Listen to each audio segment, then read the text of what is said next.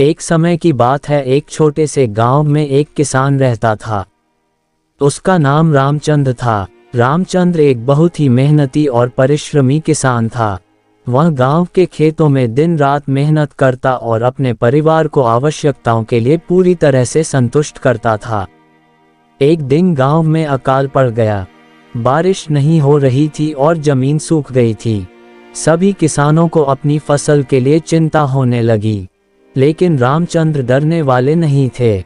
वह जानता था कि मेहनत से किया हुआ काम कभी बेकार नहीं जाता है। रामचंद्र ने अपने खेतों को और अच्छे से सिंचित करना शुरू किया। वह रात दिन मेहनत करता रहा, पानी की बचत करता रहा और पौधों की देखभाल में विशेष ध्यान देता रहा। दूसरे किसान उसे हंसते और मजाक उड़ाते रहे, पर रामचंद्र अपने लक्ष्य के प्रति सदा संकल्पबद्ध रहा। कुछ समय बाद बादल उमड़ आए और बारिश शुरू हो गई। रामचंद्र की खेती के पौधे जीवंत हो गए और उनकी फसल बढ़ने लगी।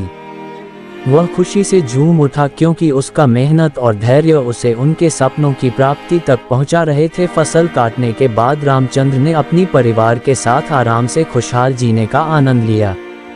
उसकी मेहनत और परिश्रम ने उसे गर्व महसूस करवाया। वह गांव के बाकी किसानों के लिए एक प्रेरणा स्रोत बन गया।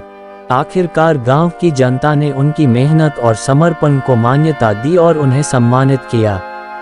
रामचंद्र की कहानी और संघर्ष गांव के अन्य किसानों को भी प्रेरित करते रहे। इस कहानी से हमें ये सीख मिलती है कि मेहनत, परिश्रम और समर्पण किसानों के लिए अत्यंत महत्वपूर्ण है। यदि हम मेहनत करें और परिश्रम करें तो हम सफलता के मार्ग पर चलने में सफल हो सकते हैं, चाहे कितना भी कठिनाइयां आएं।